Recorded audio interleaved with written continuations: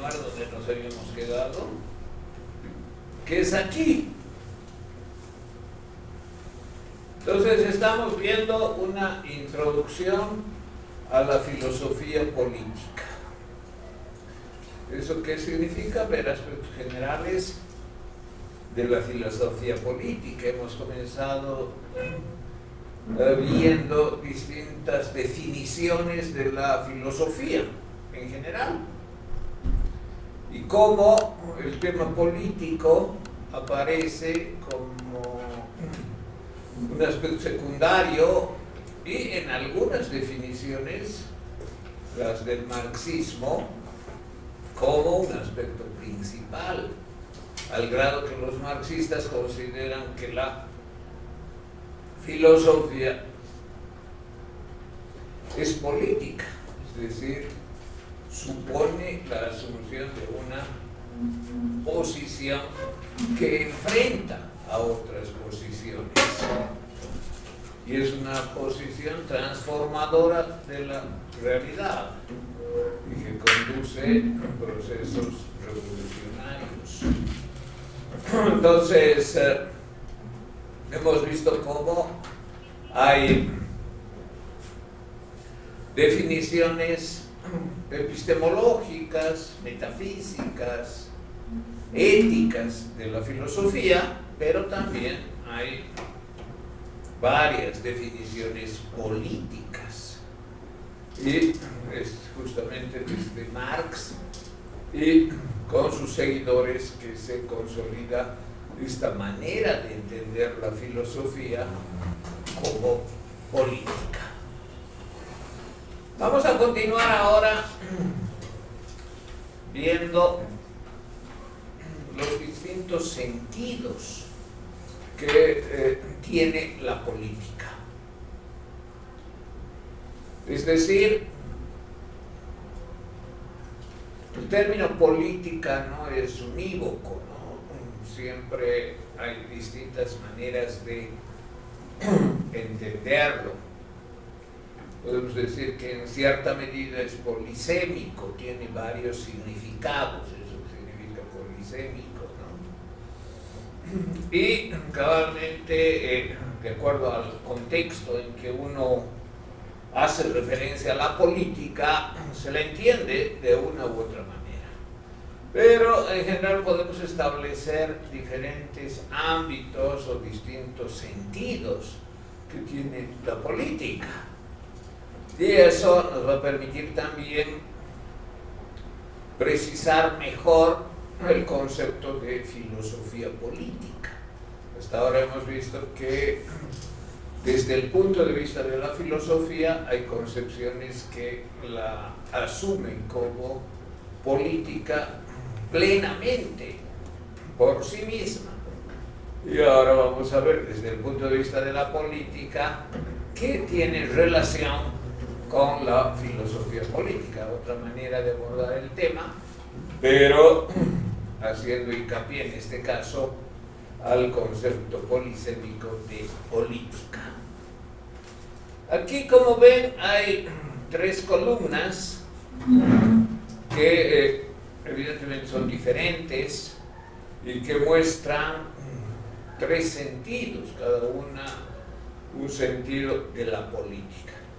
Posiblemente la tercera columna sea la más fácil de comprender,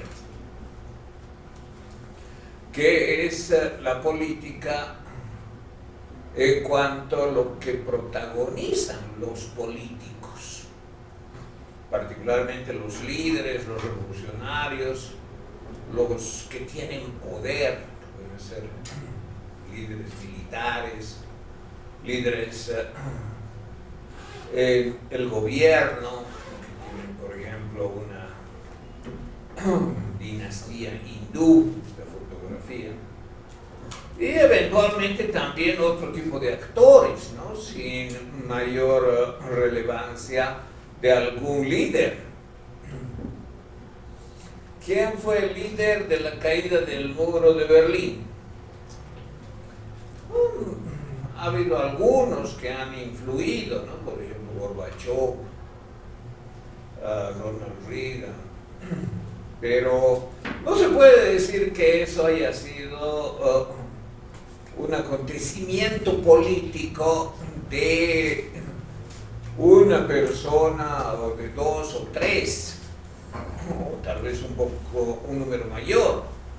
Ha sido sin duda una movilización que ha reunido a una cantidad notable de gente, podemos decir, del pueblo, ¿no? Es decir, a los alemanes que vivían, podemos referirnos a los alemanes que vivían en la República Democrática Alemana como los actores, esa cantidad de personas que empezó a movilizarse y nadie los frenó.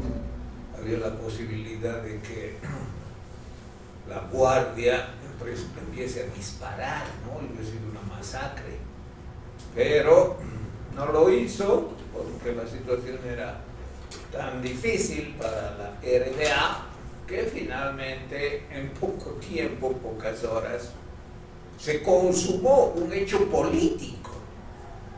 Entonces, esta tercera columna nos refiere los hechos políticos.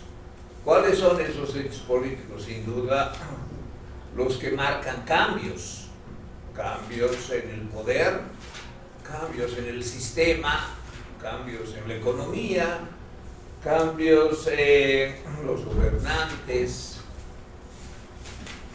o también, bueno, decisiones para mantener de alguna manera el poder, como puede ser una dinastía que tenga poder de padres a hijos, a nietos y así sucesivamente, ¿no? Aquí tenemos una fotografía de una dinastía hindú que se mantuvo en el poder durante décadas. Entonces, lo que hacen los políticos, lo que hace el pueblo, lo que hacen los grandes líderes, porque ahí también tenemos, sin duda, que el principal líder de la revolución bolchevique fue Lenin, ¿no? Eso es incontrovertible. Claro, no estaba solo, no tenía un conjunto de camaradas que apoyaban, que sostenían, que dirigieron la revolución socialista de lo que después fue la Unión de Repúblicas, la URSS, ¿no? De socialistas soviéticas. Bueno, entonces, este tercer bloque refiere eventualmente los líderes, eventualmente las personas con poder, y eventualmente también el pueblo, que puede protagonizar hechos políticos relevantes. Un hecho político es un conjunto de acontecimientos, no es solamente algo que se delimita, ¿no? De forma muy crucial. Bueno, tenemos la caída del muro. Ustedes dirán, claro, cuando ya están golpeando se caen los primeros ladrillos. No eran ladrillos, eran bloques de concreto, ¿no? Pero bueno, se caen los primeros bloques, ya se derrulló. Sí, es cierto, ¿no? Pero no termina ahí. Hubo intensos momentos políticos, reencuentros familiares, ingreso de los alemanes de la República Federal a la República Democrática. No solamente fue al revés, ¿no? No solamente fue que salieron, también ingresaron.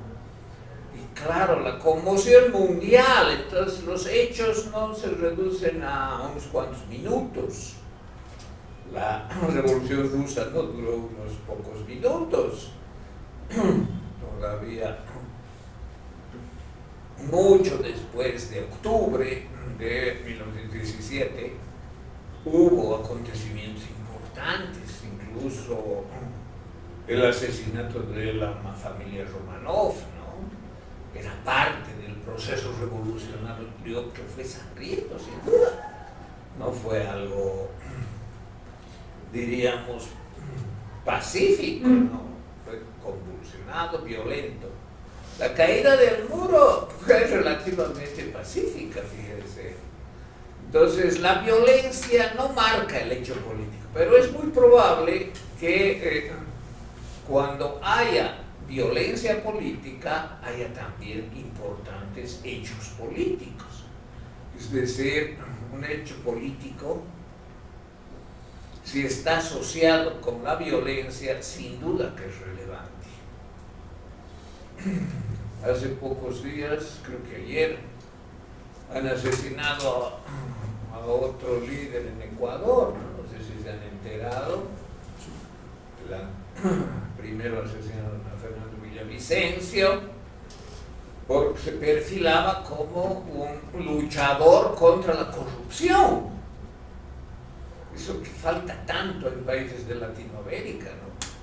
Todos los gobiernos parecen corruptos hasta la médula. Y cuando alguien se hace del poder, cree que es para robar, enriquecerse.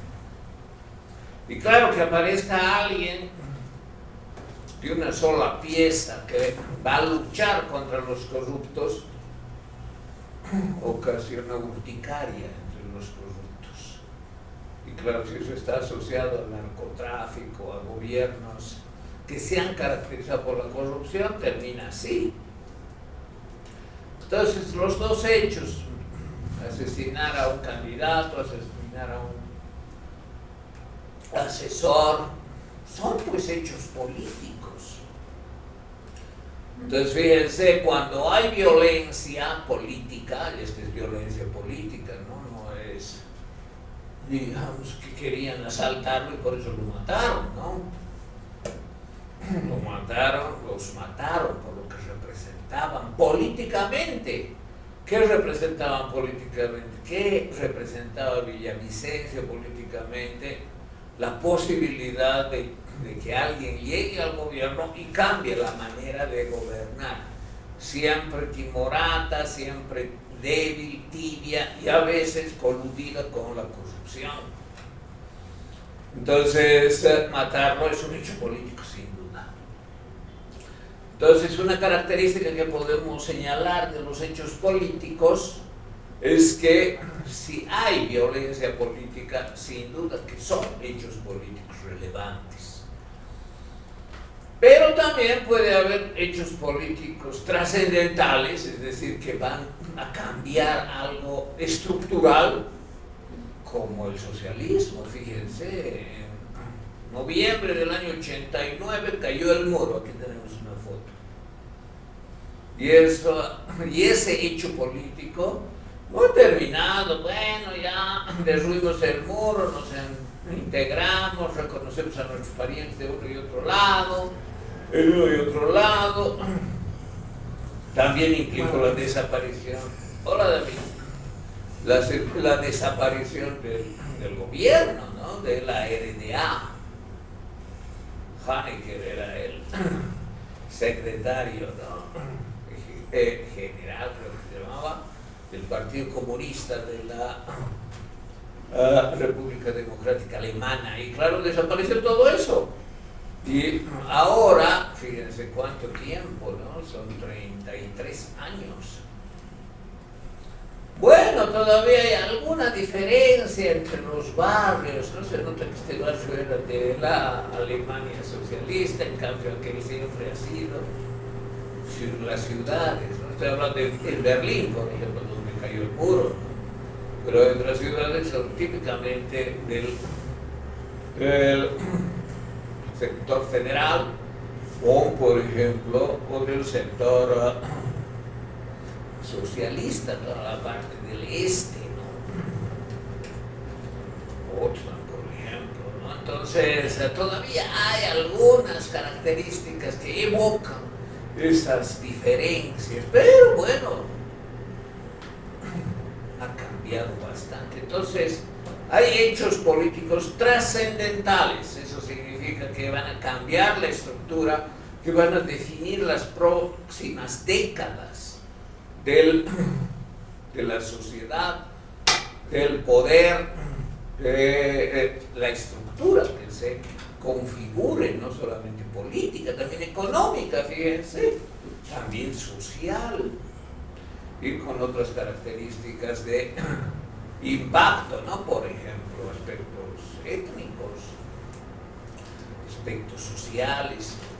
Entonces, hechos políticos trascendentales pueden estar asociados con la violencia o no, como por ejemplo este acontecimiento. La influencia inmediata, 2 años después de la caída del muro, fue la implosión de la Unión Soviética. Y claro, eso ocasionó también cambios enormes en los países de Europa del Este que estaban alineados al Pacto de Varsovia, por ejemplo. Desapareció el Pacto de Varsovia, que era la alianza militar de los países comunistas o socialistas. Y fíjense entonces como un hecho que, bueno, derruyeron un muro. ¿Y qué? No, fue algo trascendental. Y no fue violento, fíjense. Pudo haberse desatado la violencia, hubiese sido terrible, ¿no? Pero estaba tan deteriorado el régimen que eso más lo hubiese llevado a una situación crítica ya extrema. Bueno, entonces tenemos esta columna que refiere los hechos políticos. Ahora bien, puede haber hechos políticos de mantenimiento del statu quo. Es decir,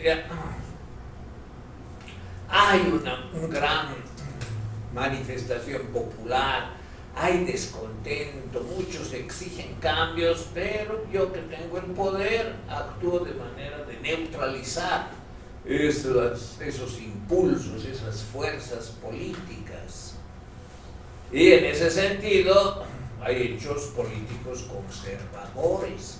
No hay que pensar que los hechos políticos son solo de transformación radical, extrema, o de transformación no tan importante como puede ser transformar algunas características de la sociedad, sino también puede haber hechos de carácter conservador. Por ejemplo, mantener cierta política, ¿no? Bueno, yo voy a hacer nuevo gobierno. Mi ideología siempre ha sido de izquierda, pero ahora como me han apoyado los de derecha, voy a gobernar como si fuese de derecha. Puede darse eso, fíjense. Entonces nombro mi gabinete, todos vinculados a los partidos de derecha o la mayoría, ¿no? Y claro, ese es un hecho político que conserva el status quo.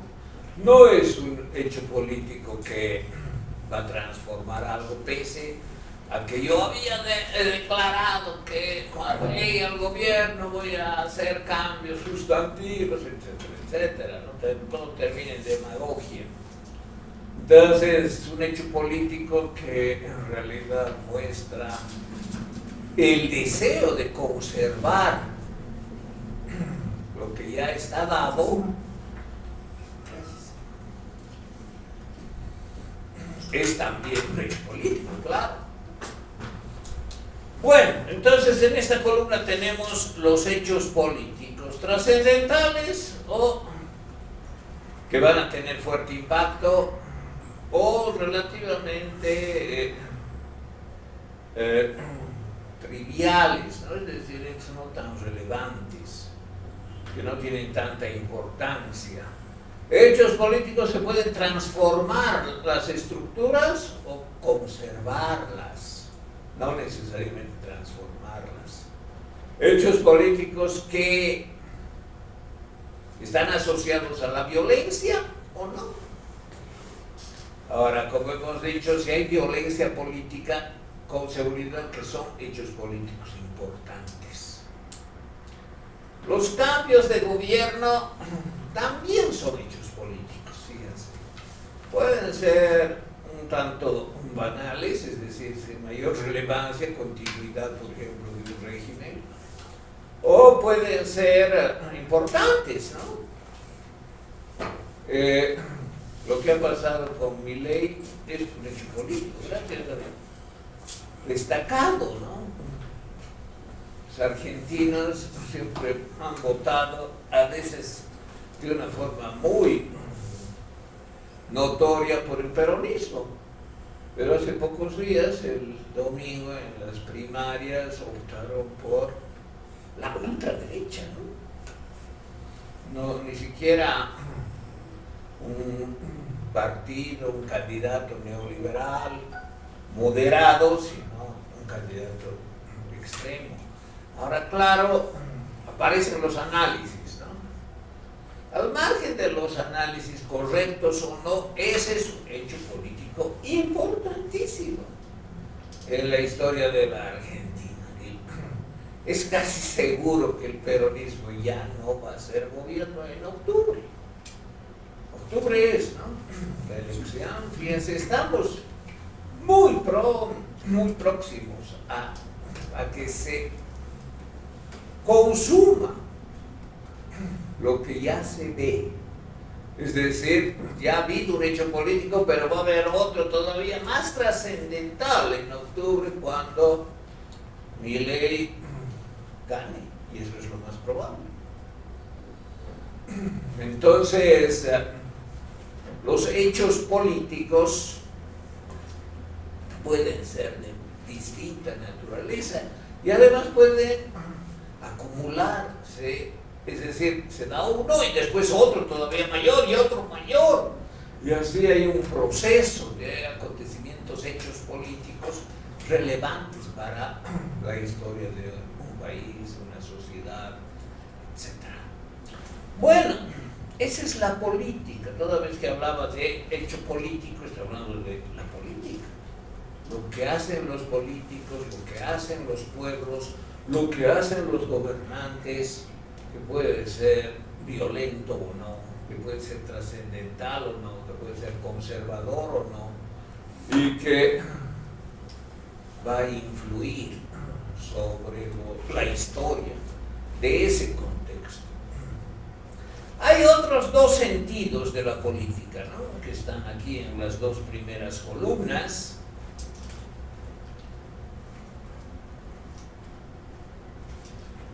Les decía, no sé si han visto, yo no tuve mucho tiempo de ver, pero claro, aparecieron varias interpretaciones politológicas, ¿no? ¿Por qué los argentinos han votado por Milei? Nunca ha ganado la extrema derecha de una forma tan evidente, ¿no? Con bastantes puntos de diferencia, pero 33 sobre 32, algo así, no me acuerdo bien. ¿Por qué?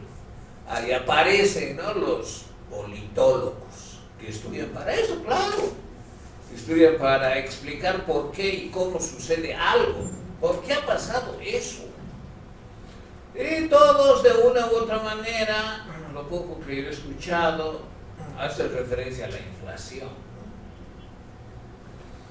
¿Cuánto está la inflación hoy día? Creo que está a 700 pesos argentinos por $1.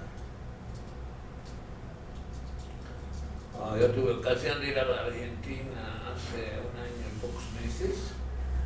En junio del año pasado, fue unos cuantos días, por motivos de salud, y estaba 130, 140. Fíjense, 130 pesos. Ahora 700. ¿Eso qué significa? Que cada rato suben los precios de todo. Ni siquiera cada día, ¿no?, sino cada rato, de una hora a otra. No solo de un día a otro, sino de una hora a otra. Y eso, ¿quién va a soportar? Por muy izquierdista que yo sea, responsabilizo nomás al gobierno incompetente de Fernández de no poder frenar la hiperinflación. Bueno, todavía no es hiper, ¿no? Aquí los mayores, tal vez tú, David, has vivido la hiperinflación de la UDP.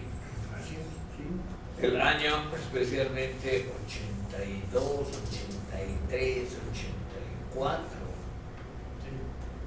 ¿Qué nos cuentas? ¿Qué te acuerdas? No, decían, bueno, el hambre no espera todos a San Francisco, había ese tipo de eslogan, y era muy crítico, pues, muy crítico. Pues recuerdo que sabías de que ya lo estábamos sacando el dinero en saco. Sí, saquillos, ¿no? Sí, Costales, ¿no? Increíble.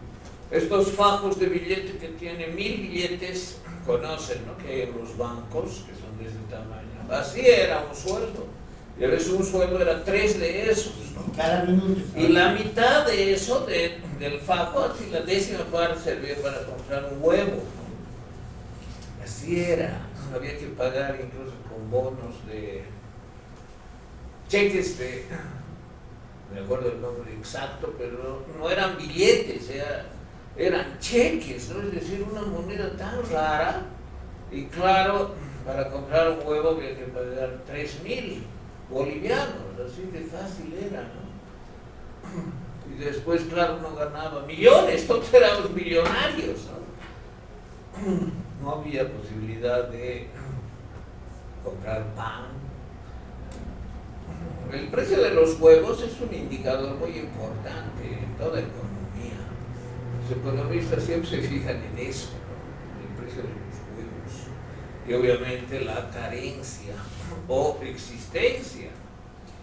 Entonces, vivir la hiperinflación, nosotros hemos tenido la segunda más grande de la historia mundial.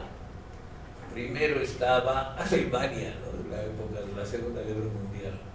Después, peor que nosotros. Y bueno, ahora la Argentina no es pues una economía estable. Entonces, que los precios se incrementen hora a hora es insoportable. Y que la economía esté asfixiada por la falta de divisas y el país esté endeudado. A tal grado llega la deuda, es el país más deudor del mundo, con el FMI, ¿no? Y ahora el FMI da préstamos para pagar la deuda. Ya resulta absurdo, ¿no? Ya tú me debes, entonces te voy a prestar para que me pagues lo que me debes. Pero te voy a deber más, claro, es que me vas a deber más. Así es, fíjense. Entonces, explicar, por ejemplo, ¿quién habló sobre Milei? Tú, ¿no? ¿Cómo sucedió esto? Los analistas, los politólogos hacen referencia a esta realidad. Y claro, ahí ya no vale la ideología, ¿no? Ya puede ser muy de izquierda, peronista, etc. Pero veo cómo mi sueldo, el sueldo de mi esposa, la renta de mi padre, no alcanza para nada. Y estamos en una situación realmente cada día peor. Sabes que yo fui, estaba todavía, está Fernández, ¿no? Hace un año, un poco más, fui pocos días. Antes fui en época de Macri y había también una desazón. ¿Cómo Macri va a lastimar a los jubilados? ¿Cómo les va a rebajar la renta? Bueno, entonces, esas son pues las explicaciones de los hechos políticos, las que dan los politólogos, y para eso estudian. Yo trabajo en la carrera de ciencia política y una asignatura importante es análisis de coyuntura. ¿Qué significa analizar la coyuntura? Significa analizar lo que está pasando. ¿Dónde? Pues en la Argentina, puede ser el día domingo, hace 4 días. ¿Por qué ha pasado esto? ¿A qué se debe? Y claro, hay estudios profesionales de gente que se dedica años a formarse como politólogos que les otorgan los elementos de análisis. Ahora, los analistas siempre tienen un sesgo, ¿no? No se puede decir, bueno, ese analista es totalmente neutral. No, no es así, ¿no? Si tiene un sesgo más o menos de izquierda, más o menos de derecha, anuente con el gobierno, anuente con la oposición, es muy difícil que un analista político, un politólogo, alguien que interpreta los hechos, alguien que explica por qué han sucedido, es decir, estas son las causas que hay que tener en cuenta para explicar este efecto. Ese es explicar políticamente, ¿no? La explicación política siempre establece relaciones causales. ¿Qué significa eso? Establecer causas necesarias, causas suficientes para que se produzca un efecto, para que esto se produzca como resultado de varias causas. Ahora, algunas causas pueden ser circunstanciales, inclusive, bueno, si no había esa causa, igual pasaba el efecto. Otras causas son imprescindibles, ¿no? Esto hay que entender por qué esta causa es imprescindible para este efecto. Y otras causas se combinan, etc. Entonces, ese es el análisis político, el estudio de los hechos políticos. Ya sabemos lo que son los hechos políticos, la tercera columna.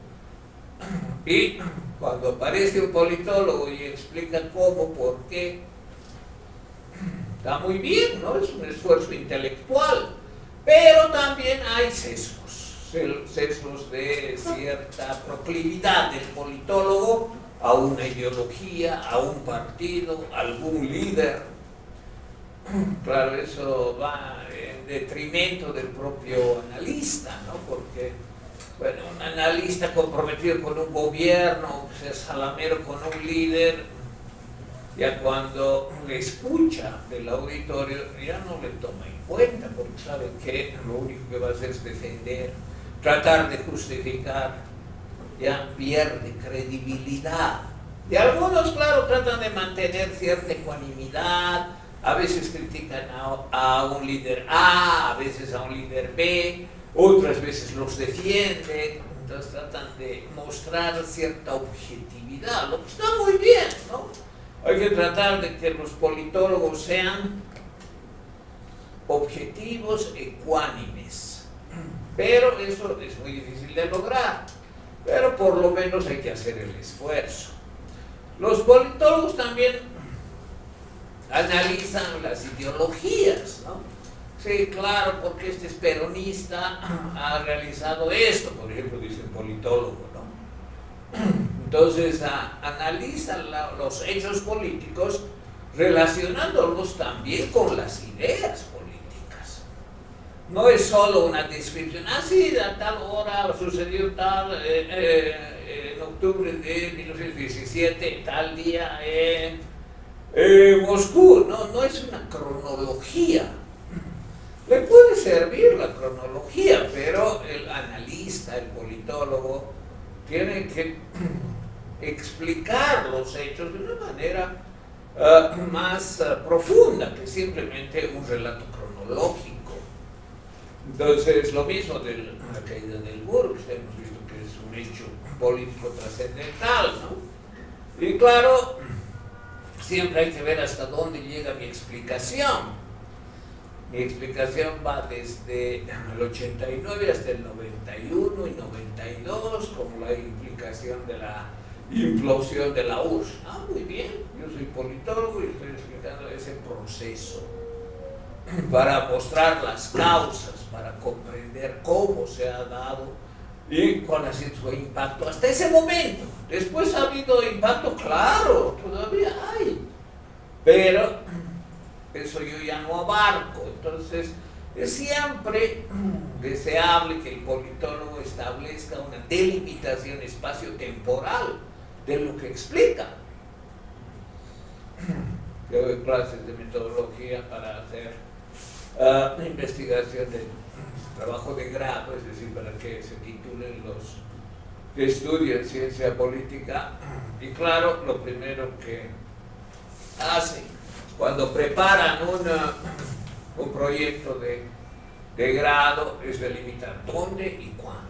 Es decir, yo voy a explicar esto que sucedió en tal lugar, de tal momento hasta tal otro.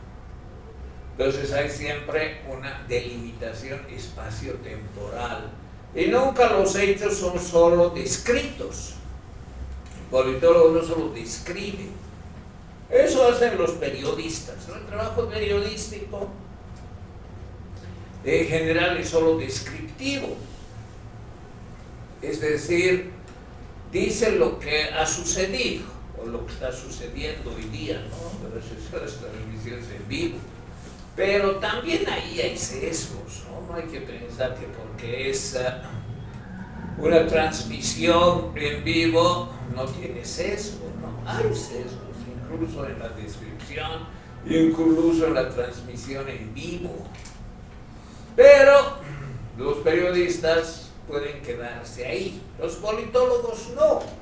El politólogo tiene que conocer lo que ha pasado, puede nutrirse del trabajo periodístico, puede nutrirse de la cronología, pero además debe interpretar la relevancia de lo que está pasando y explicar cómo ha sucedido. Es decir, esto ha sucedido por X causas, esa es la explicación política, ¿no? De señalar por qué ha sucedido esto, ¿por qué ha sucedido esto? Porque hay estas causas.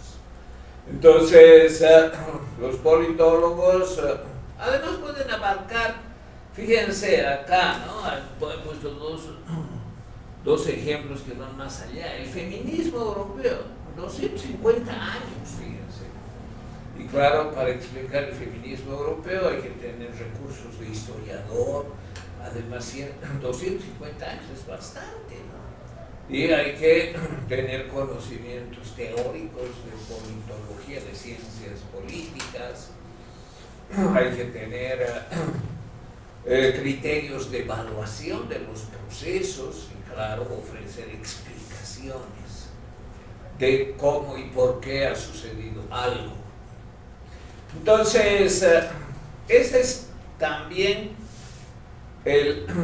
un sentido de la política. ¿Cuál es el sentido de la política en este caso? ¿Qué pasa aquí?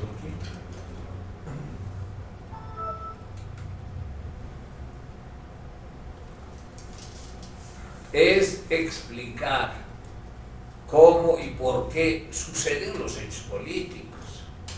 Es hacer críticas, también hacen críticas, ¿no? En el sentido de decir, bueno, fíjense, este líder que prometía tal ha hecho lo contrario.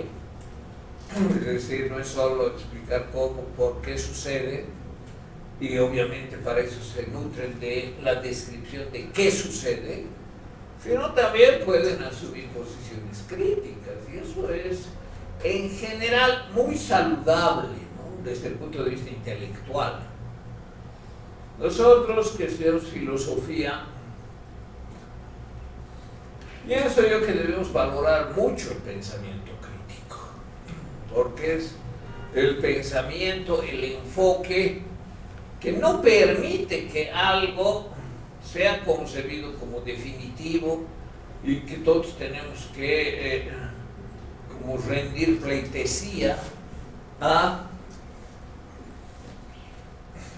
algunos líderes que están realizando gestión, ¿no? Creo que cuando el periodista, el politólogo, el periodista menos, ¿no? Pero hay periodismo de investigación, hay periodismo con cierta característica, incluso crítica, muestran esa posición, y los politólogos especialmente adquieren más sentido su trabajo, porque están criticando los hechos políticos como decisiones generalmente personales.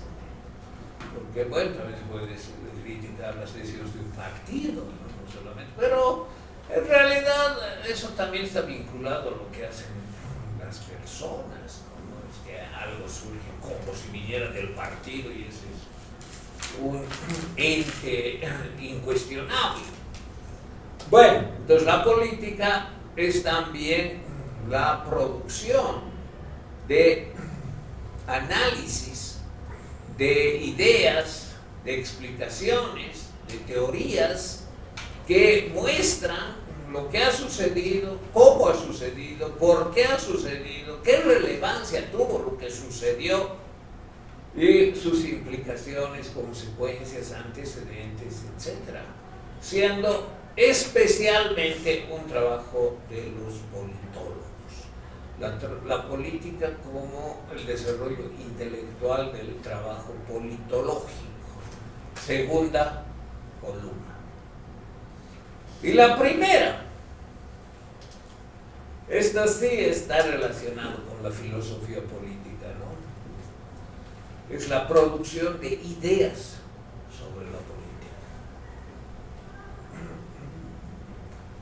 Que se ha publicado el primer tomo del Capital de Marx. ¿Es un hecho político? Podría ser, ¿no? Qué importancia la publicación.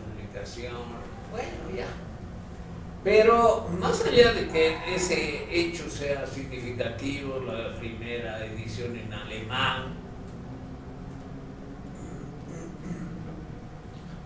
no recuerdo exactamente la fecha, pero de los años 60, 70, del siglo XIX. Bueno, está bien, ¿no? Que se haya dado algo tan importante como esa publicación, pero eso como tal no es un pálido reflejo de la importancia que tienen en sí las propias ideas de este filósofo, que era pues también filósofo, ¿no? Aunque muchos quieran demeritarlo como filósofo, para demeritar la filosofía. No, era también un filósofo, era historiador, era político, porque claro, estaba involucrado con hechos políticos. ¿Cuáles fueron esos hechos? Por ejemplo, la Primera Internacional, que haya sido varias veces deportado de varios países, ¿no? Porque era un peligro. Entonces, era un político, era historiador, claro que sí, conocía la historia del capitalismo de una manera profunda, era economista también, pero también era filósofo. Y claro, el marxismo es ante todo una filosofía que incluye una posición política, un proyecto económico, que incluye cierta ideología materialista y dialéctica. Entonces, esta primera columna se refiere a las ideas, a los ismos. El marxismo es un ismo. ¿Qué quiere decir eso? Que es una tendencia, que es una escuela, que es un... ¿Perdón? Una corriente, ¿no? Sí, una corriente. Y como tal tiene sus clásicos, Marx, Engels, Lenin, y según las corrientes posteriores, Trotsky, ¿no? Los trotskistas relievan a Marx, Engels, Trotsky, Lenin ya, pero no tanto. Según la corriente ya, Marx, Engels y Mao. Lenin ya puede ser, pero Mao, esos son los maoístas, los otros son los trotskistas y así sucesivamente. Entonces, dentro de esa corriente hay otras subcorrientes, ¿no? Y esas subcorrientes tienen sus propios clásicos, sus propios intelectuales, los grandes productores de ideas que además han hecho práctica política, han estado en la pomada política. La tercera columna es la pomada política, ¿no? Y que también han cumplido roles de analistas políticos, ¿no? Pero sus ideas fundamentalmente son las que importan, sus ideas filosóficas sobre la política, que En definitiva, los grandes filósofos políticos de Occidente no son muchos, fíjense. Sin duda el ismo-marxismo es muy importante y tiene varias subcorrientes y varias tendencias de diferente contenido, pero esa es una. Hay también el liberalismo, por ejemplo, ¿no? Y otras corrientes, otras filosofías políticas. Nietzsche, por ejemplo, ¿tiene filosofía política? Sí, tiene, claro. Es muy especial la filosofía de Nietzsche, ¿no? Y claro, algunas expresiones son duras. El Estado, el más frío de los monstruos fríos, así lo define, ¿no? Nietzsche. Y otros, aquí hay algunos, ¿no? Schopenhauer, Wittgenstein, Montesquieu, Rousseau, Turgot, de la Ilustración, ¿no? O sea, los grandes filósofos que han hablado, teorizado, pensado y escrito sobre la política, los que generan los grandes ismos, los autores clásicos de la elaboración política. Eso es otra columna, esa es otra columna. No es porque el politólogo que busca una explicación a un hecho inmediato y hace referencia a los actores, protagonistas, características, cronología y hasta la ideología. No, esta es la creación de la ideología. La primera columna es la creación de la ideología y eso la hacen especialmente los filósofos. En las páginas que ustedes tienen para hacer las páginas de la bibliografía que les he indicado para hacer la monografía están los nombres de los principales filósofos clásicos de Occidente que han fundamentado sistemas filosóficos con la política como un componente sustantivo. Bueno, entonces, Lenin, por ejemplo, tenía filosofía política, claro que sí, marxista. ¿De él había algo propio original? Sí, tenía. Los estudiosos dicen, los grandes aportes filosófico-políticos de Lenin fueron, uno, la teoría del imperialismo. Y tiene un libro titulado así, ¿no? El imperialismo, fase superior del capitalismo. Es pequeño, pero es muy impactante porque tiene una enorme cantidad de datos y habla de los trusts, es decir, de las transnacionales, y muestra cómo ya en su tiempo, ese libro se publicó, si no me equivoco, en 1905,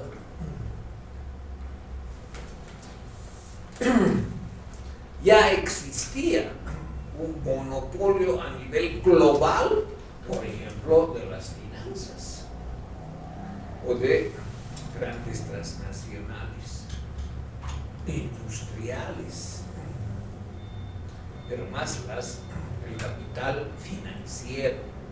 Eso es algo que Marx no trató, que Engels no trató, Lenin sí. Otro aspecto de contribución importante al marxismo de Lenin fue la teoría del partido político,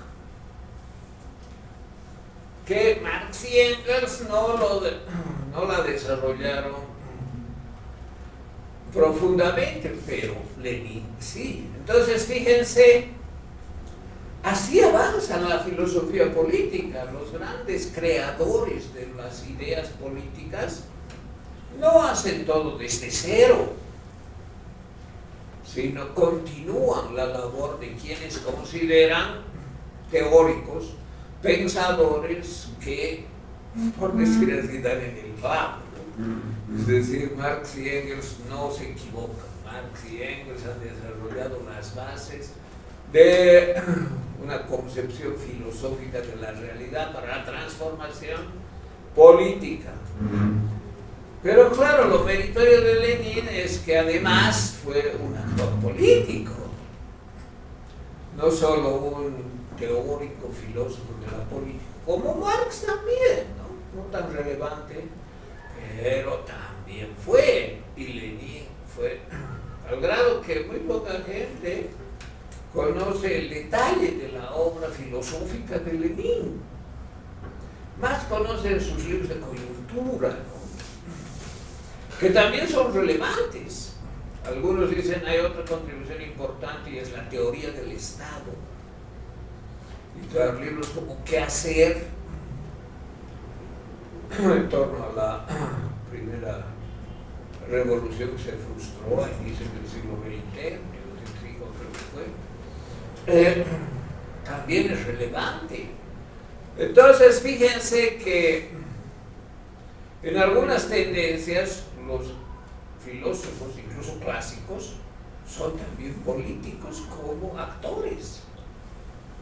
Y eventualmente hace trabajo politológico, que explica los hechos y ofrece algunas pautas, ¿no?, como hacen también los politólogos ahora. Entonces, estas tres columnas no son excluyentes, pero hay que diferenciarlas por cuanto estemos hablando de hechos políticos, estemos hablando de interpretaciones politológicas, es decir, trabajo intelectual de la ciencia política, y en cuanto estemos hablando de las ideas clásicas, sin que eso impida que un filósofo clásico pueda haber sido también un gran político, es decir, un político de mucha influencia, de mucha trascendencia, como sin duda fue Lenin. Y otros más, ¿no? Trotsky también fue un filósofo político y un activista, un actor. Bueno, nos queda poco tiempo y en el tiempo que nos queda vamos a ver cómo se puede ordenar la filosofía política. Obviamente hay que ordenar por filósofos, ¿no?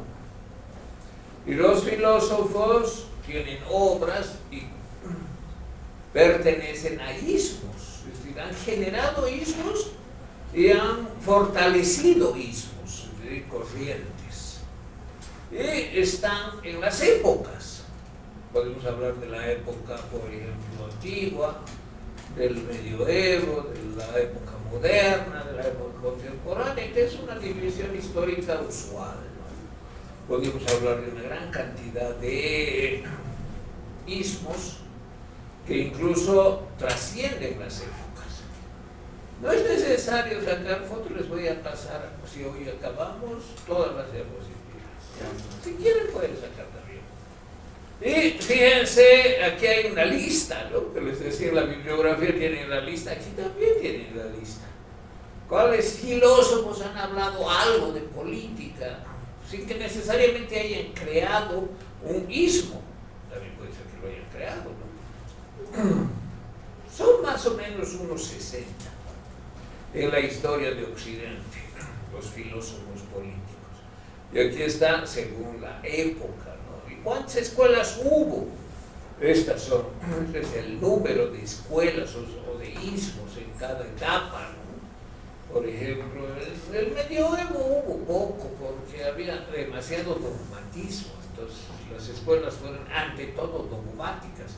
Y eso inhibe el pensamiento, lo cohíbe y lo reduce. Cuando hay libertad, hay más diversidad. La libertad garantiza la diversidad de ideas, de opiniones, de desarrollos teóricos, etc. Y en cada época vamos a encontrar algunos que sobresalen mucho, ¿no? Que son pocos. No solo los 60 de hace un momento, sino pocos, tal vez unos 10. Por ejemplo, Aristóteles.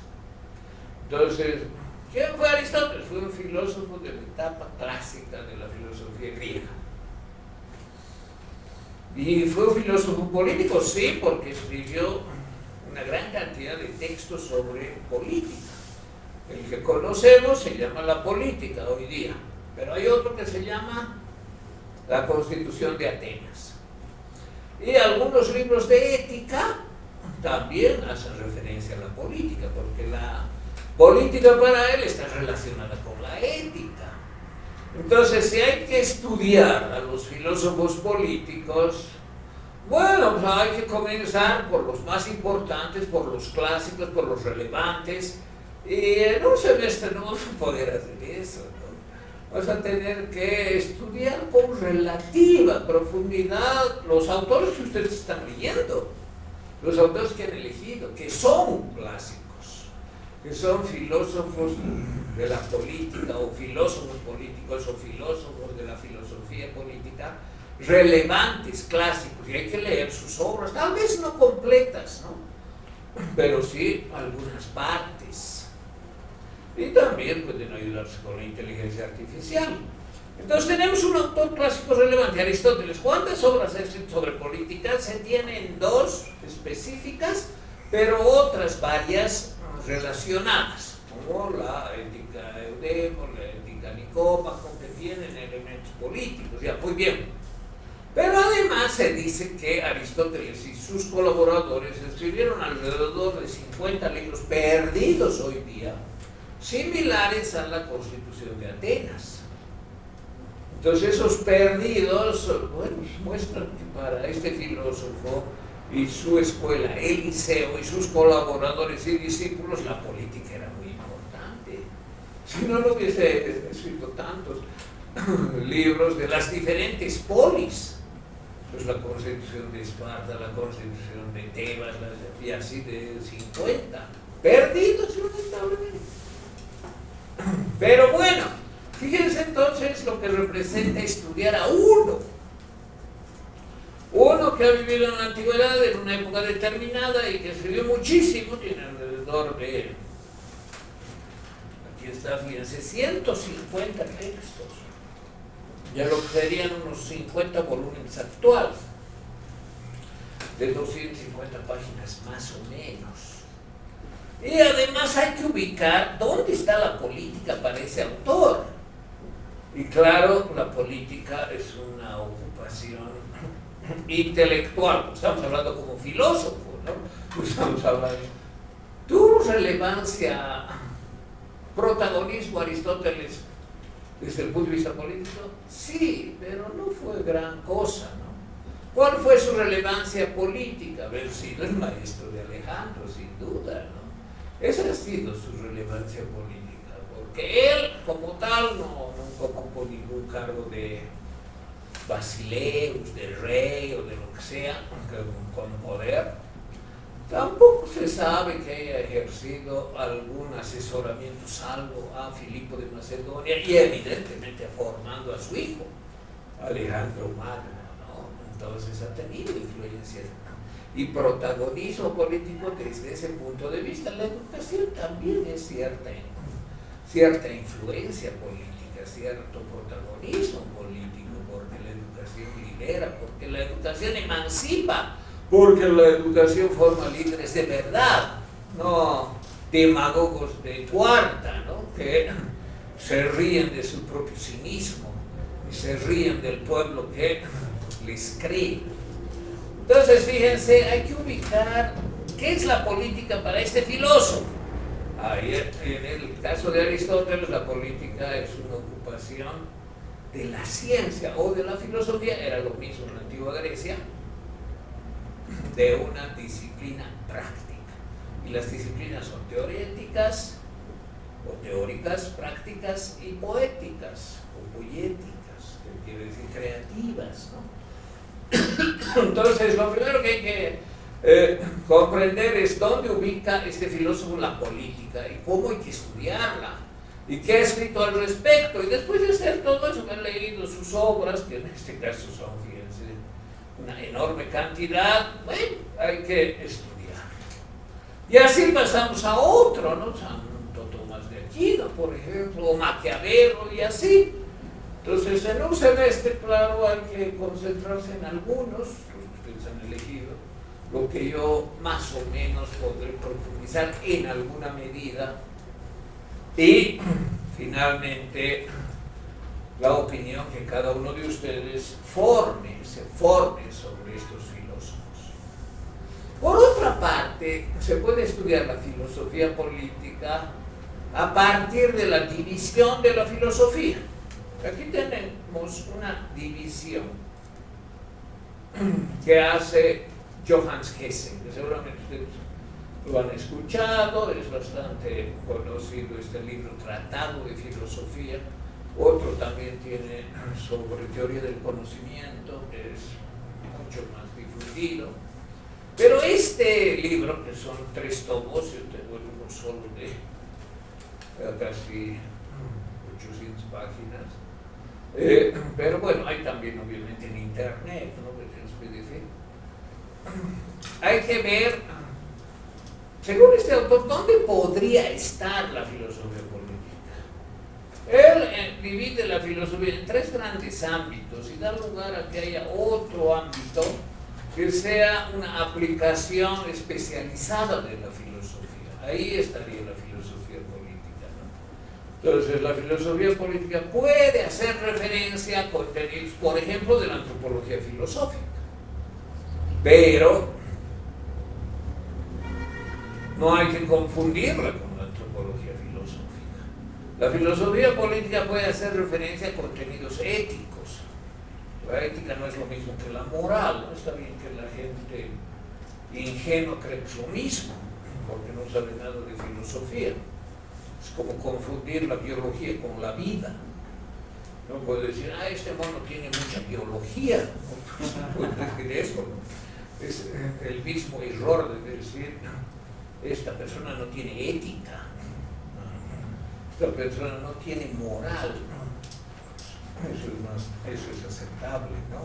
Pero bueno, entonces no se puede confundir la filosofía política ni reducirla a la ética, aunque algunos filósofos han remarcado el contenido ético de la política, y esos son particularmente Aristóteles y Platón.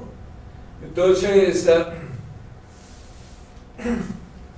hay que señalar con cierta precisión qué estudia la filosofía política, cómo lo hace y cómo se relaciona con otras disciplinas filosóficas, como puede ser la antropología filosófica. Maquiavelo tiene una antropología filosófica negativa. ¿Qué quiere decir eso? Que para él el hombre es un desastre, en general. Tal vez haya alguno bueno por ahí, ¿no? Pero en general todos somos un desastre. Somos mentirosos, somos cínicos, buscamos oprimir al otro, queremos o apropiarnos de la riqueza del otro, tenemos envidia, etcétera, etcétera. Todos somos así. Esa es su antropología filosófica negativa. Y claro, para comprender su filosofía política hay que entender su antropología filosófica negativa, pero no reducir su filosofía política a su antropología filosófica. Entonces, el desarrollo de la filosofía política incluye también ver esos aspectos de la filosofía relacionados, de ese autor relacionados con la política. Y en el caso de Aristóteles, claro, su obra, por ejemplo, está siempre marcada por su lógica, ¿no? Una lógica implacable, por su deseo de desarrollo deductivo, pero también inductivo, y por otras características, por ejemplo, el sentido teleológico de su concepción de existencia de los entes. Es decir, la política tiene sentido, no es algo caótico por siempre, sino hay cierta posibilidad de desarrollar el mejor régimen posible, que además es mixto entre monarquía, aristocracia y democracia. Bueno, entonces el estudio de cada autor supone también conocer un poco de sus contenidos filosóficos acerca de otros tópicos, no necesariamente políticos, pero que la política también los vincula. Y esos pueden ser, aquí está, temas axiológicos, temas éticos, temas inclusive de la religión, temas nociológicos, etc.